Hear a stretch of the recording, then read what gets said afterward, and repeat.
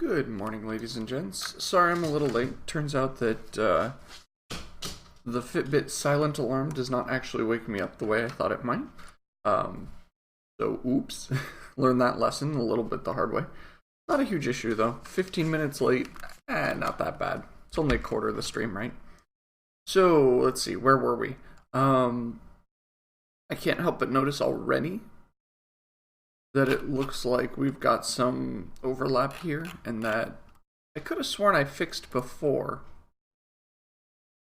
Seems actually really bizarre, because I was fairly certain I had fixed that before. Oh well, I guess I can just lay it out really quickly. Here, weaponry, scroll view. So just to kind of go back to what we were working on, because it's been a while. We're working on getting the character creation tool in place so you can make a character, and then once we make 4 characters, we then have ourselves a party. You assemble the party and say, let's go play. Will it require 4 characters? Probably not. Will it recommend you make 4 characters? Yes. I don't think it'll be terribly sane to go out into the world with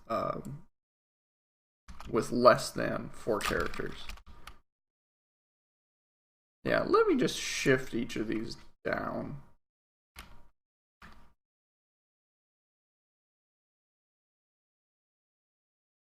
Oh, I know.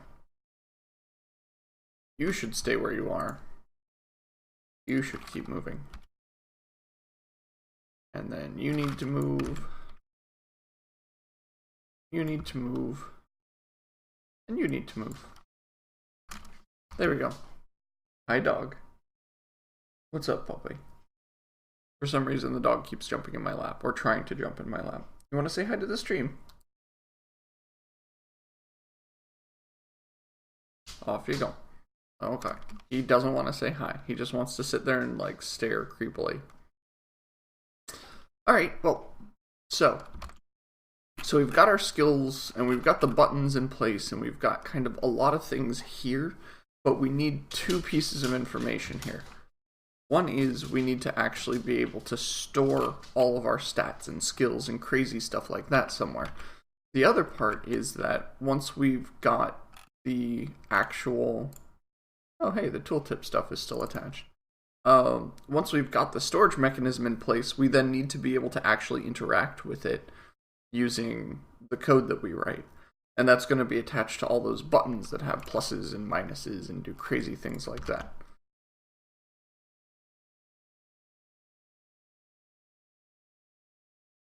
Oh, I do remember what we were up to. I do recall now. If I recall correctly, the creation canvas had a new, this thing. The class skills that were turned on and off. We still hadn't finished putting that in place. Oh boy.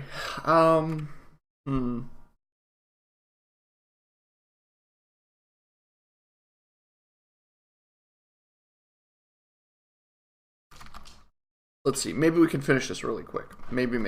I'm never quick with editor stuff, but maybe today is going to be the day that I finally understand it all. Maybe. We'll see. We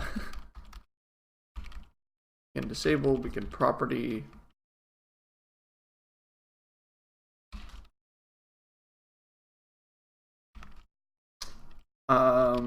Wow, it's been a while since I've been at this. So trying to remember kind of where I picked off, what I was up to, all that stuff is a little jarring. Probably should have not woken up late. There it is, toggle.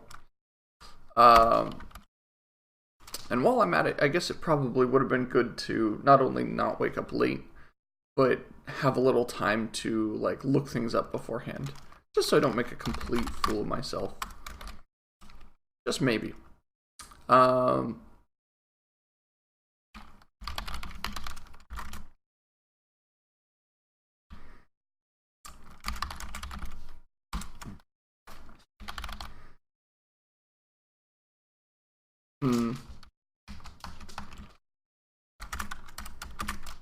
So the only thing I'm somewhat unsure of here. Oh, I have property height.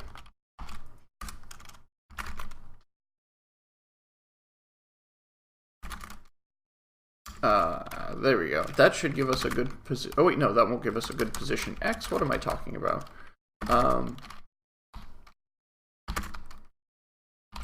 It's position.y we want to mess with, because remember, we're stacking these vertically, so of course we want to make sure that we say position.y plus the property height times I plus 2.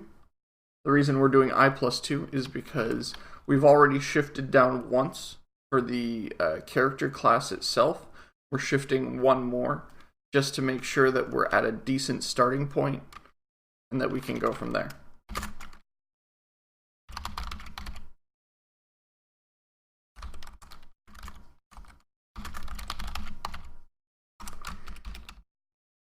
And in this case, the one thing I do want to do is, this is property height worth. So we've got the rectangle. We need two other pieces of information. We need the label, which is going to end up being I converted to a skill used. At which point we do the toString command on it. And that should give us the skill name. And finally, and most importantly probably, the skill available block is, we know it's an array. So all we have to do is be able to dig into that array and find values inside of it. It's going to be a little difficult because I've never done something like this before, but shouldn't be the end of the world here.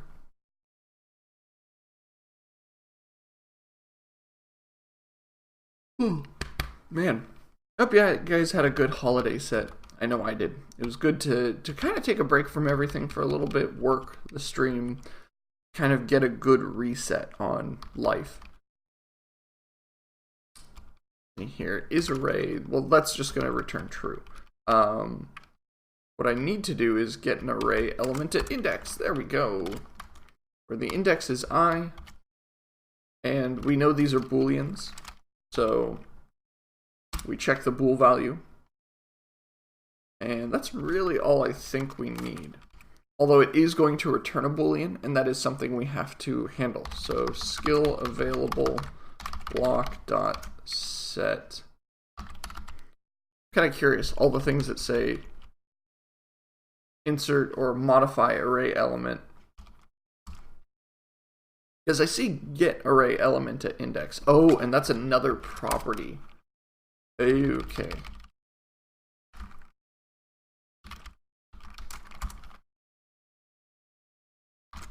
This is another serialized property, because remember, this is JSON, so these are all just nested objects, one within another.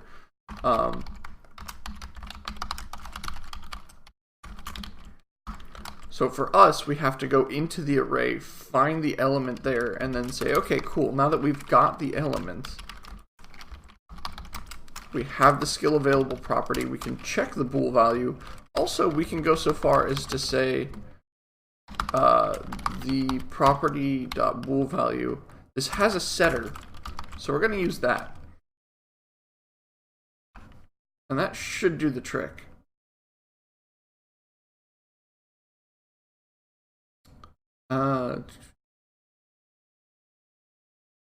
That should do the trick. I don't know if it's going to, but we'll see. No, it's not. Retrieving array element that was out of bounds. Really? Are there not that many array elements? Because there really should be. Okay, what if we go from 0... We'll go from 0 to 1 for starters. So 1 array element. Okay, even that is being marked as retrieving array element that's out of bounds. So clearly something's going wrong here.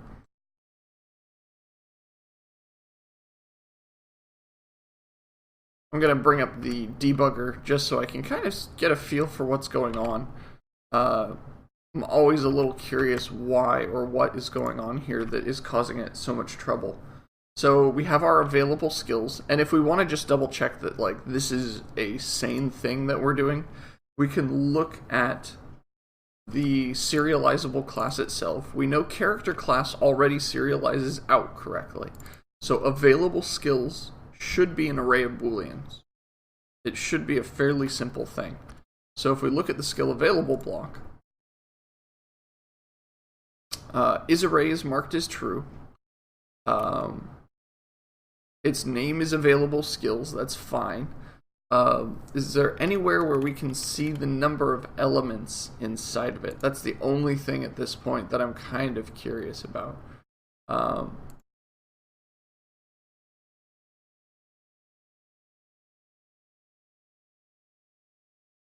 mean, you can see how it puts together, and it's kind of really cool to see how it does it, but you can see how it puts together a lot of other classes and things in the serialized structure.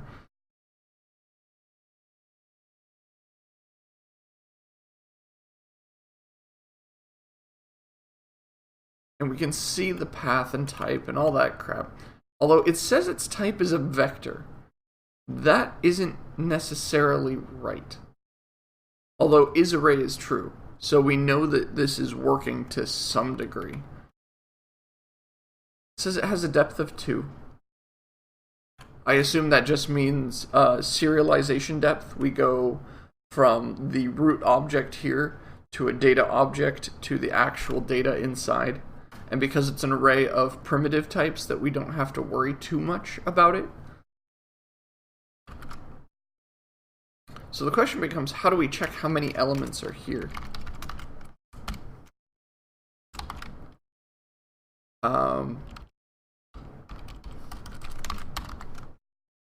Okay, so there is an array size element.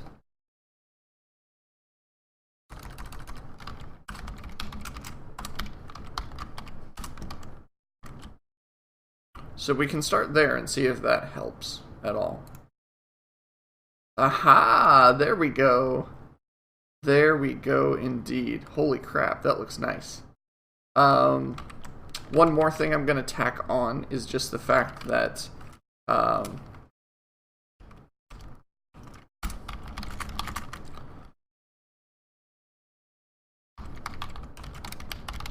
we're going to have a little skill position offset, and I'm going to make it 16 instead of 8. And where I'm going to put this in is where these magic numbers are. Holy crap, this is a long line of code. Let's shift it to the next line and see if that helps. Yeah, it kind of does. Kind of, sort of. Does it make it more readable? Not exactly. That's really my big worry. Let's add a little white space, make this readable. Because what I'm going for here is not just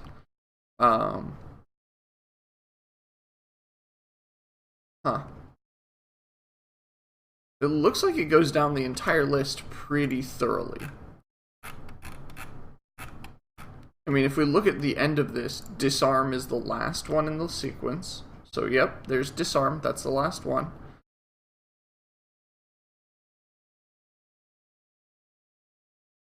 And if we want to just increase that distance a little bit, now all we have to do is change one value, and you'll watch as these all shift to the right a little further. And you'll see that because they shifted to the right, they had to be shortened a little. Why is this so far down? That's the only thing that gets me now. We can see the whole list. There's still a decent chunk of space here. What is going on? What is going on?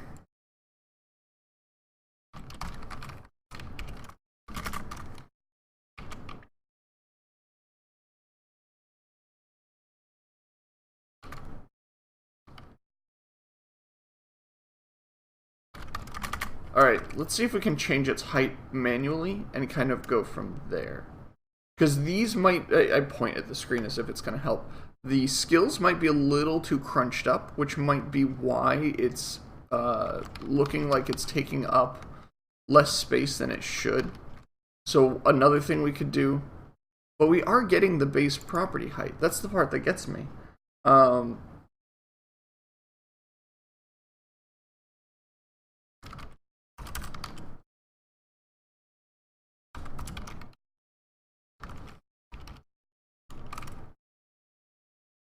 Okay, let's say the base property height instead, we're going to base it on something different. Instead of basing it on the property itself that we're working on, instead we're going to base it on, say, this character class property.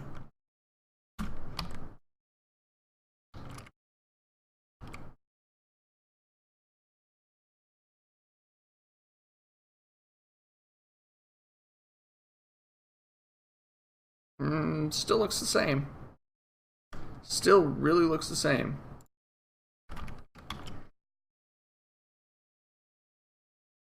And the problem is most of these don't feel like they're going to change. If I set this to the Boolean property height and add this in over here when we're talking about the Y shift downwards, this probably isn't going to move.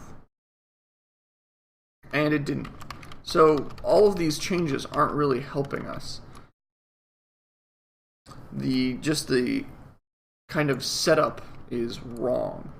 So what we're going to do, we set base.property height, property label, fine, don't really care a ton about that. The big thing we care about,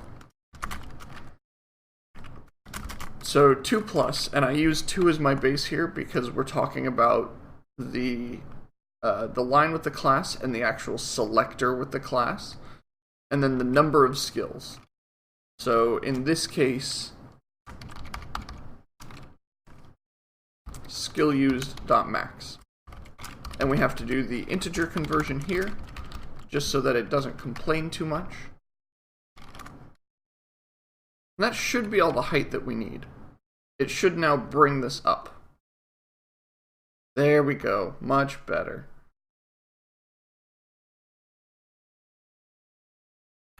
So the only thing left now is the fact that I can't unexpand or can't expand the thug class, and that bothers the heck out of me. Because I really would like to actually expand that. Is expanded is a getter or setter, so we should be able to handle it ourselves. We just need to figure out where. I think this prefix label is where I'm going to have to do it. So we say begin property, editor GUI dot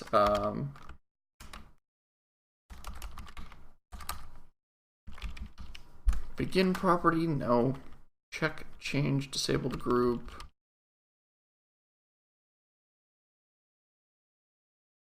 Somewhere in here. Fold out. That's the term.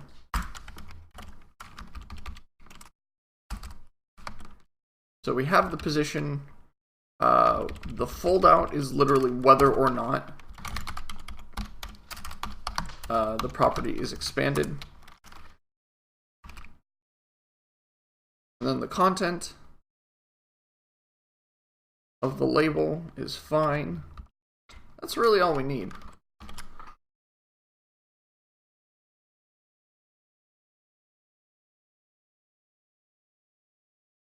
Oh, obviously, there's one more piece we do need. Property.isExpanded is going to be equal to the output of this function. Duh. So now, I can collapse it down. When I collapse it down, the stuff is still there. So something we have to keep in mind.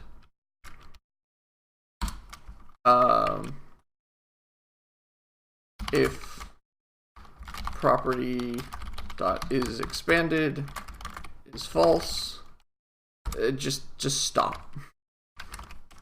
We're going to exit early. And we're just going to say editor GUI. I didn't even really use the editor block much, did I?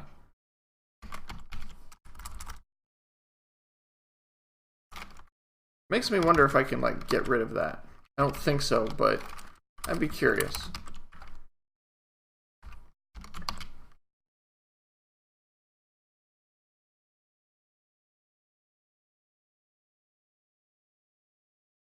There we go. Now it acts like it should. So there's our thug. There's our guardsman. Don't know why guardsman is blank. But there's our thug. We at least have one class that works. Okay.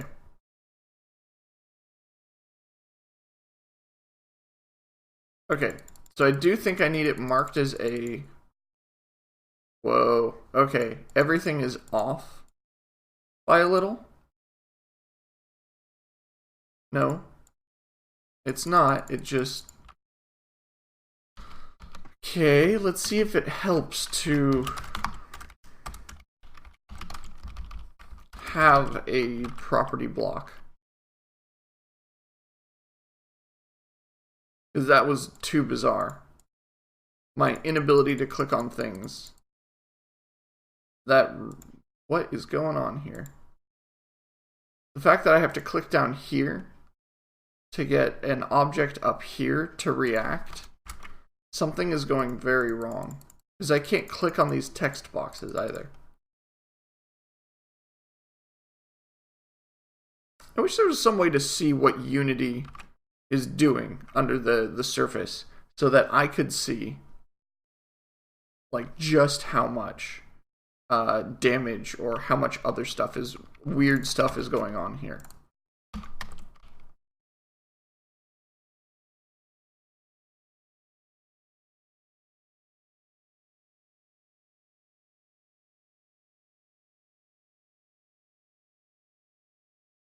Because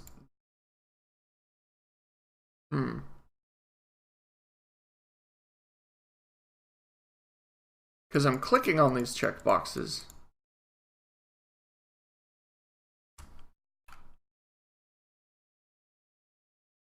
And you can see the click is going through to expand and unexpand it. So something's working here. And I can do this manually with the keyboard, but obviously that's not how I'd like my editor stuff to work. Nosdrum, I hope you had a lovely Christmas as well, or a lovely set of holidays. I don't really know what everybody, or I won't claim to know what everybody practices, but I hope everyone had a lovely holiday season. I got a little piece of electronics that tells me just how few steps I've taken in a day. It'll be good for reminding me just why I'm so out of shape all the time. It's lovely. I really, really like it. Now, if only I could figure out why these checkboxes aren't playing nice.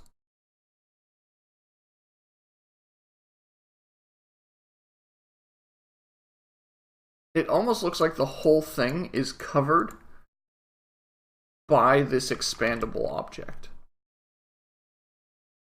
So let's see. What if we say it's a new rectangle whose position.x and position.y we care about, and even position.width. But when we say position.height, we're going to say, it's property height.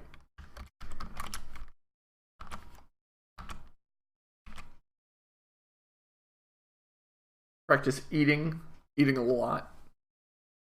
Yeah.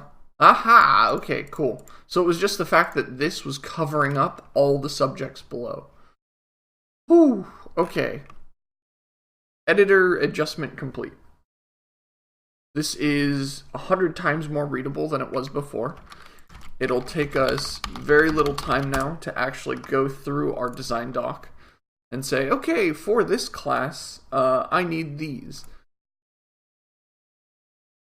So I'm just going to pop open a small part of my design doc for a moment.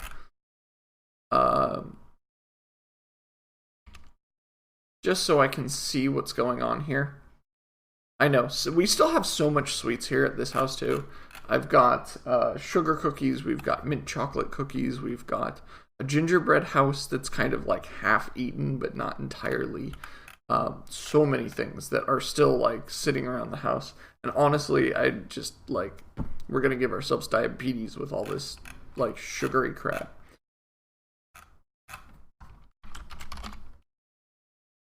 Let's see here. If I go into my design doc, okay, so for example, if we were to look at, say, the Thug class, we say, all right, great. So thugs have access to axes, to blunt weapons, to brawling, to crossbows, daggers, shields, and swords. Whoop, swords. There we go. And then they also know bluffing, first aid, intimidation, mythology, persuasion, and somehow they also know stealing and trap disarming. Don't ask how. They do. They know how to deal with that.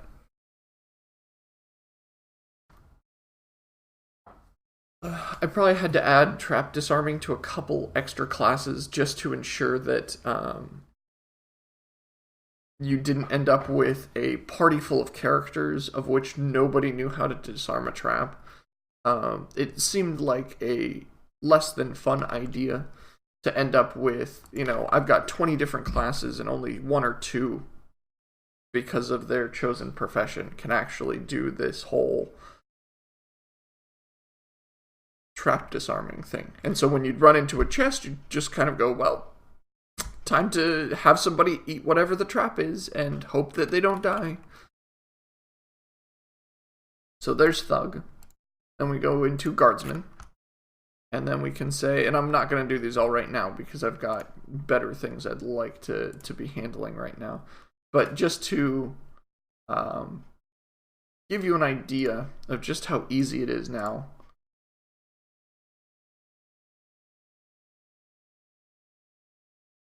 Wow, do they seriously have all except Throne?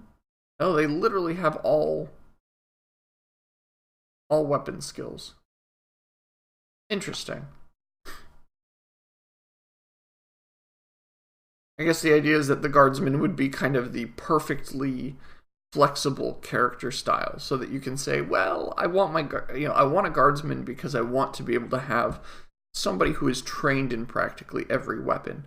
And of course, you still have to put points into a weapon in order for it to be something useful, but you still have that choice, and that's something that somebody might really like. I can see it. Bluffing, cartography, first aid, intimidation, mythology, persuasion, and trap disarming. See, once again, I have another class with trap disarming. Not the weirdest thing in the world, but still kind of weird.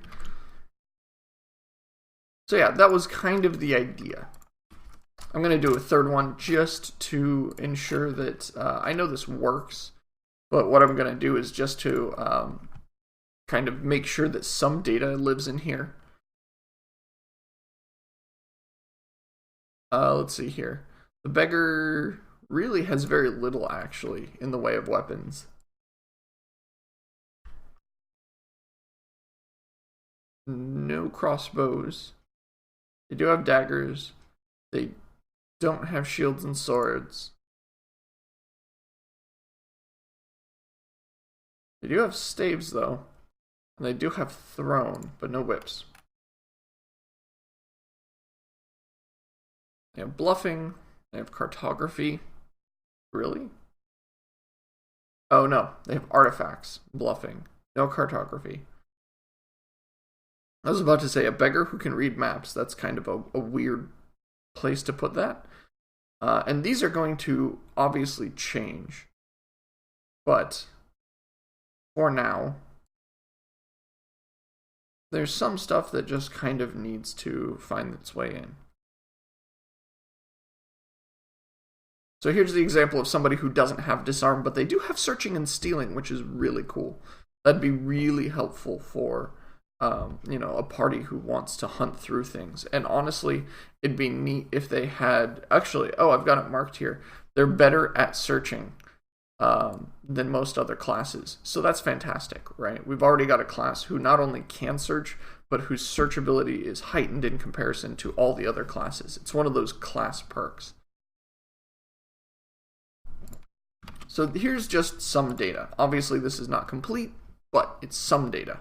I'm just going to put in all the rest of the classes just so the data is there. 1, 2, 3, 4, 5, 6, 7, 9, 10, 11, 12, 13, 14, 16 classes in total. They are not all beggar, but I'm also not going to do anything more than change the class name attached with it. So there's our barber surgeon, There's our hunter.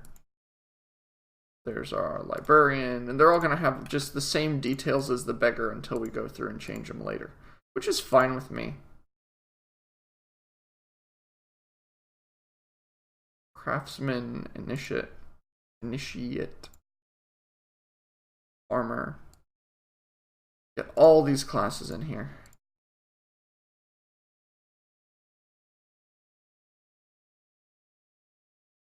I keep doing that. I keep clicking instead of click and hold.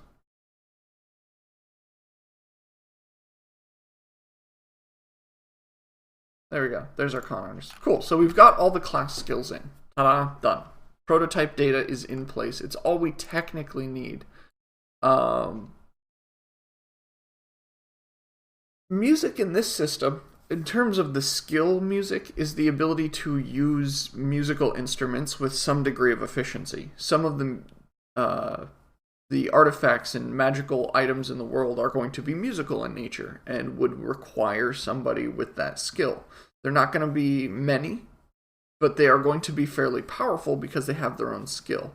Now, I'm not entirely sure if I want to keep music or not. Music was kind of initially something that I was just toying with in terms of like, let's have some weird or interesting skills in here that you don't normally see in an RPG, and music was on the list. Having a character be able to make music seemed like something that might be helpful, but I'm not entirely sure. So we'll kind of see how that goes. I wanted bards to kind of be their own magical class in that they are,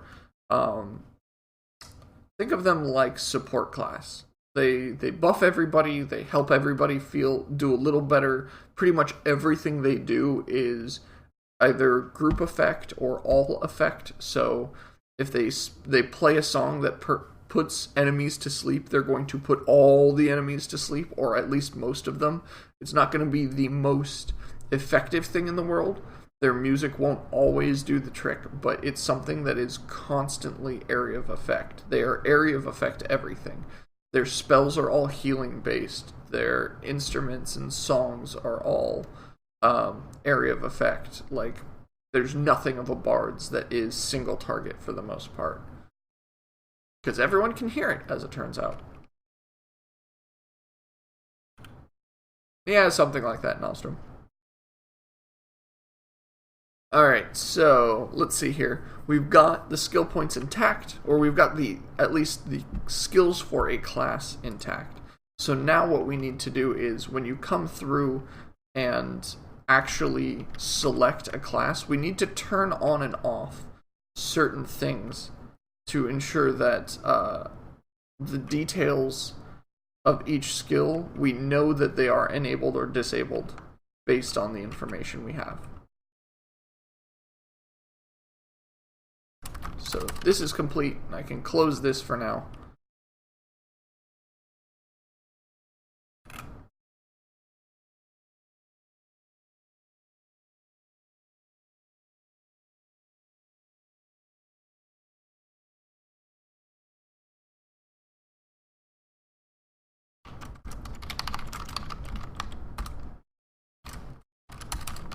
So when we change class, one of the things we have to do, when we say update UI, there's another aspect here that we have to think about.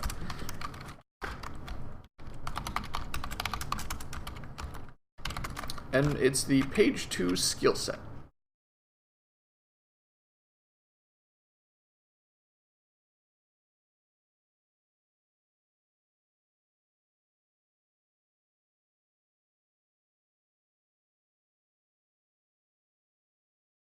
So in this case, it's the weaponry scroll view / viewport / content / everything here. So this is the base that we're going to be working off of.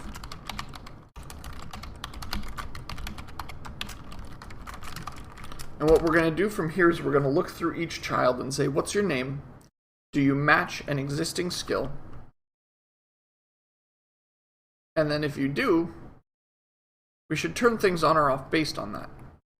So that does mean that we need to come up with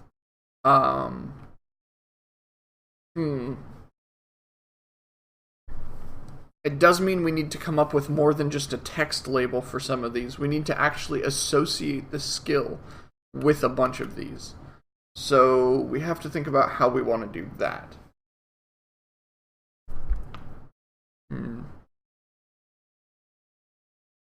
And this is kind of something, once again, like I said, I woke up just after the stream was supposed to start. I'm still a little hazy on some of the things because it's been 4 or 5 days now since I've actually last streamed. And as much as I enjoyed the break, coming back off of a break can sometimes be one of the most boggling things to do. I'm going to go into the office today. I'm going to be incredibly confused at what I was working on last. And then I'm going to poke around at code for a while and go, oh, right, like it was this. I was doing this, I think. And I'm going to get back to work as best I can, but I know I'm going to be forgetting and missing things.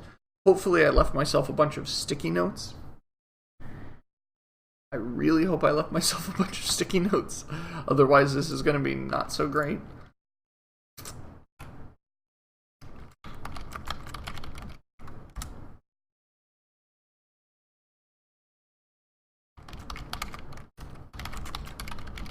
So one thing I do need to make sure is that the objects here are taken care of in a few ways. So the labels have to be clearly defined, the buttons have to be clearly defined, and eventually the text has to be clearly defined as well that holds the information of how many points are in that skill. So unfortunately that means doing this 2 at a time.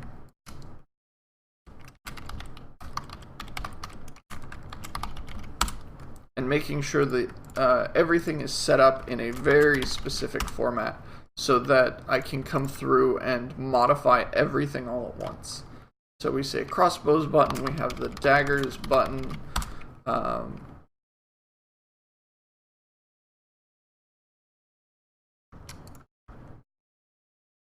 crud, I hate it when I do this.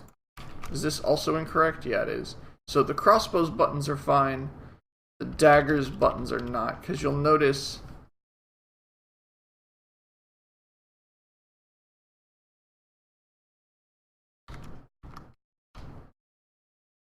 yeah, button 10 is not quite correct. You are correct. You are correct. So this should go here. You two are daggers buttons. You are a shields button.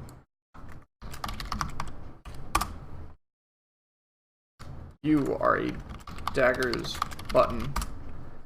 There we go. Some improvement here. We're getting there. So you are the first shields button. You are the spears button. There we go. This should be the way I think that this gets done. So now you are also a shields button. You and you. Haha, there we go. Much better. Spears button.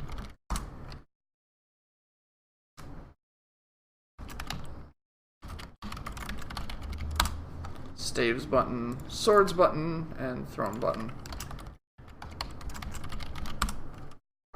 And because we're acting entirely on object name, we don't have to worry much about the actual contents of the objects themselves. We can just enable or disable them based on that information alone, and we don't really have to care about the rest.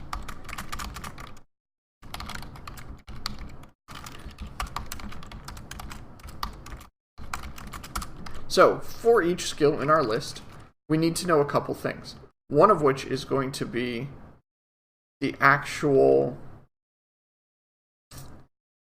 We need to know what the current class is.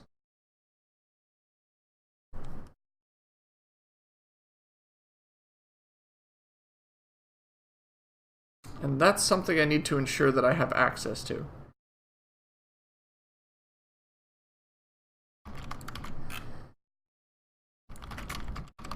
So, here's our class index. Woohoo! That's all we needed. Just to pass a single integer along, that's all. Nice and easy.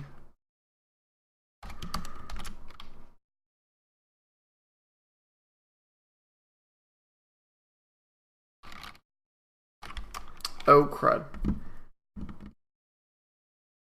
Wait, really? Update UI does that every single time? That's kind of impressive. And kind of crazy, too. Never mind. I don't think I want to do that on Update UI. I think this is something that I only need to do on class change. So let's just put it in there. On class change. Hey! So we go to page 2. We have a class index. We just need to set and disable. So first we need to find the label of everything. So this is going to be in the weaponry base, find child, based on the name of the skill used. So we convert I to a skill name.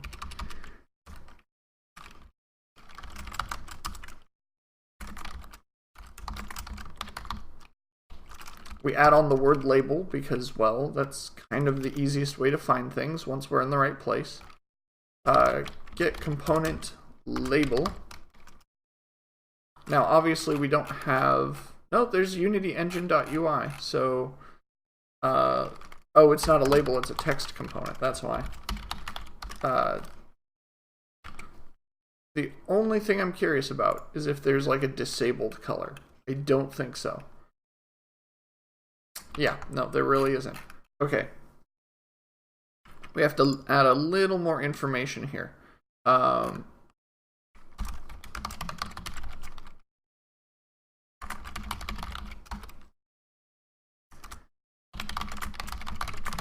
So here's our enabled color.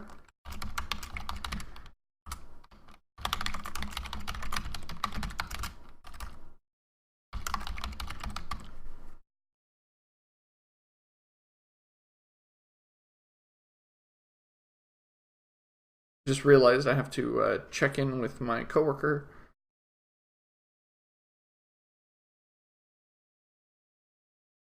Make sure it's not my turn to go driving out. And oh crud, I do have to get going, guys.